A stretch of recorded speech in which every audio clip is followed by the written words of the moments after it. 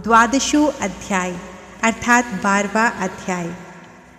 सर्वप्रथम ध्यानम। मैं 3 नेत्रों वाली दुर्गा देवी का ध्यान करता हूँ। उनके श्रीअंगों की प्रभा बिजली के समान है। वे सिंह के कंधे पर बैठी हुई भयंकर प्रतीत होती हैं। हाथों में तलवार और ढाल लिए अनेक कन्याएं उनकी सेवा में खड़ी हैं। वे अपने हाथों में चक्र, गदा, तलवार, ढाल, बाण, धनुष, पाश और तर्जनी मुद्रा धारण किए हुए हैं। उनका स्वरूप अग्निमय है तथा वे माथे पर चंद्रमा का मुकुट धारण करती हैं। देवी बोली, देवताओं, जो एकाग्रचित होकर प्रतिदिन इन स्तुतियों से मेरा स्तवन करेगा, उनकी सभी बाधा मैं निश्चय ही दूर कर दूंगी। जो मधुकैटभ का नाश, महिषासुर का वध तथा शुंभ निशुंभ के संहार के प्रसंग का पाठ करेंगे तथा अष्टमी, चतुर्दशी और नवमी को भी जो एकाग्रचित हो भक्तिपूर्वक मेरे उत्तम महात्म्य का श्रवण करेंगे, उन्हें कोई पाप नहीं छू सकेगा। उन पर पाप जनित आपत्तियां भी नहीं आएंगी। उनके घर में कभी दरिद्रता नहीं होगी तथा उनको कभी प्रेमीजनों के बिछोह का कष्ट भी नहीं भोगना पड़ेगा। इतना ही नहीं, उन्हें शत्रु से, लुटेरों से, राजा से, शस्त्र से, अग्नि से तथा जल की राशि से भी कभी भय नहीं होगा। इसलिए सबको एकाग्रचित होकर भक्तिपूर्वक मेरे इस महात्म्य को सदा पढ़ना और सुनना चाहिए। यह परम कल्याणकारक है। मेरा महात्म्य महामारी जनित समस्त उपद्रवों तथा आध्यात्मिक आदि तीनों प्रकार के उत्पातों को शांत करने वाला है। मेरे जिस मंदिर में प्रतिदिन विधि पूर्वक मेरे इस महात्म्य का पाठ किया जाता है, उस स्थान को मैं कभी नहीं छोड़ती। वहाँ सदा ही मेरा सन्निधान बना रहता है। बलिदान, पूजा, होम तथा महोत्सव के अवसरों पर मेरे इस चरित्र का पूरा पाठ और श्रवण करना चाहिए। ऐसा करने पर मनुष्य विधि को जानकर या बिना जाने भी मेरे लिए जो बलि, पूजा या होम आदि करेगा, उसे मैं बड़ी प्रसन्नता के साथ ग्रहण करूंगी। शरद काल में जो वार्षिक महापूजा की जाती है, उस अवसर पर जो मेरे इस महात्म्य को भक्तिपूर्वक सुनेगा, वह मनुष्य मेरे प्रसाद से सब बाधाओं से मुक्त तथा धन, धान्य एवं पुत्र से संपन्न होगा। इसमें तनिक भी संदेह नहीं है। मेरे इस महात्म्य, मेरे प्रादुर्भाव की सुंदर कथाएं तथा युद्ध में किए हुए मेरे पराक्रम सुनने से मनुष्य निर्भय हो जाता है। मेरे महात्म्य का श्रवण करने वाले पुरुषों के शत्रु नष्ट हो जाते हैं। उन्हें कल्याण की प्राप्ति होती है तथा उनका कुल आनंदित रहता है। सर्वत्र शांति क्रम में बुरे स्वप्न दिखाई देने पर तथा ग्रह जनित भयंकर पीड़ा उपस्थित होने पर मेरा महात्म्य श्रवण करना चाहिए। इससे सब विघ्न तथा भयंकर ग्रह पीड़ाएं शांत हो जाती हैं और मनुष्य द्वारा देखा हुआ दुस्वप्न शुभ स्वप्न में परिवर्तित हो जाता है।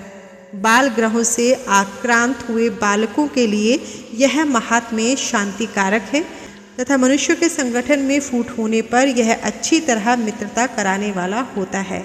यह महात्म्य समस्त दुराचारियों के बल का नाश करने वाला है। इसके पाठ मात्र से राक्षसों, भूतों और पिशाचों का नाश हो जाता है। मेरा यह सब महात्म्य मेरे सामीप्य की प्राप्ति कराने वाला है। पशु, पुष्प, अर्घ्य, धूप, दीप, गंध आदि उत्तम सामग्रियों द्वारा पूजन करने, ब्राह्मणों को भोजन कराने से, होम करने से, प्रतिदिन अभिषेक करने से, नाना प्रकार के अन्य भोगों का अर्पण करने से तथा दान देने आदि से 1 वर्ष तक जो मेरी आराधना की जाती है और उससे मुझे जितनी प्रसन्नता होती है, उतनी प्रसन्नता मेरे इस उत्तम चरित्र का एक बार श्रवण करने मात्र से हो जाती है।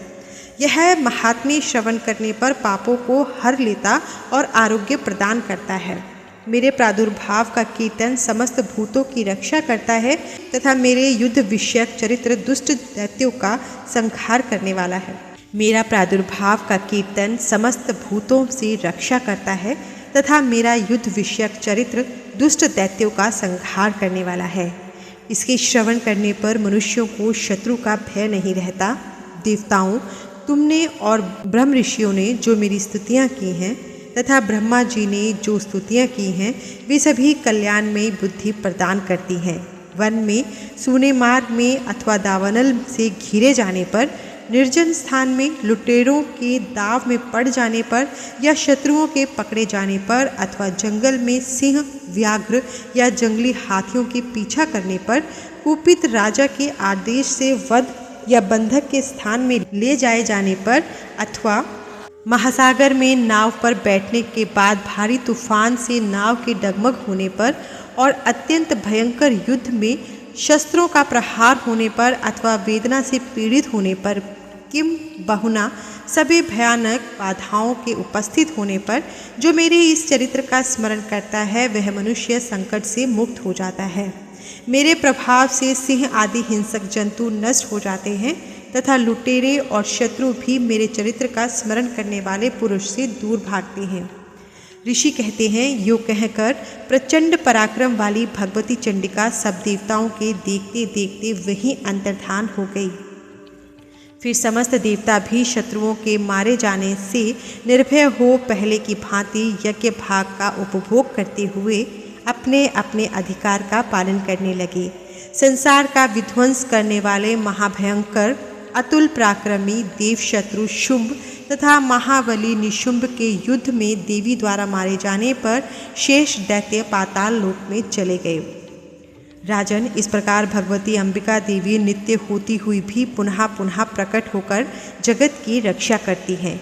वे ही इस विश्व को मोहित करती, वे ही जगत को जन्म देती तथा वे ही प्रार्थना करने पर संतुष्ट हो विज्ञान एवं समृद्धि प्रदान करती हैं। राजन, महाप्रलय के समय महामारी का स्वरूप धारण करने वाली वे महाकाली ही समस्त ब्रह्मांड में व्याप्त है। वे ही समय समय पर महामारी होती और वे ही स्वयं अजन्मा होती हुई भी सृष्टि के रूप में प्रकट होती है। वे सनातनी देवी ही समय अनुसार संपूर्ण भूतों की रक्षा करती है।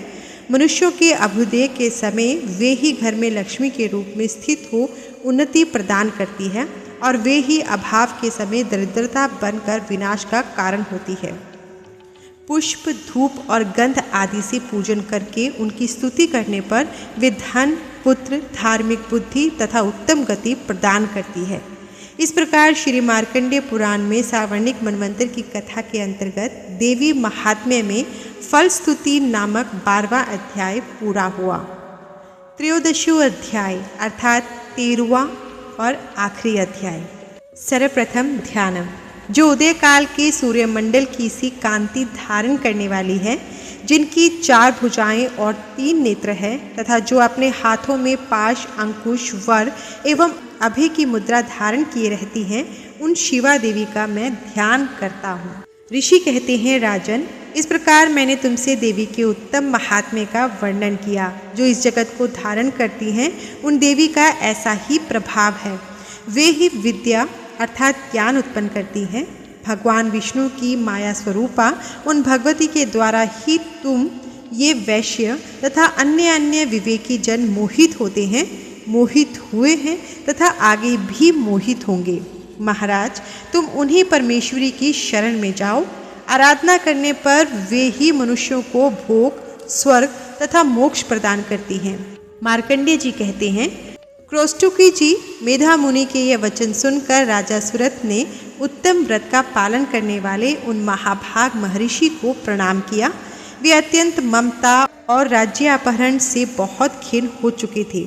महामुनि इसलिए विरक्त होकर वे राजा तथा वैश्य तत्काल तपस्या को चले गए और वे जगदम्बा के दर्शन के लिए नदी के तट पर रहकर तपस्या करने लगे।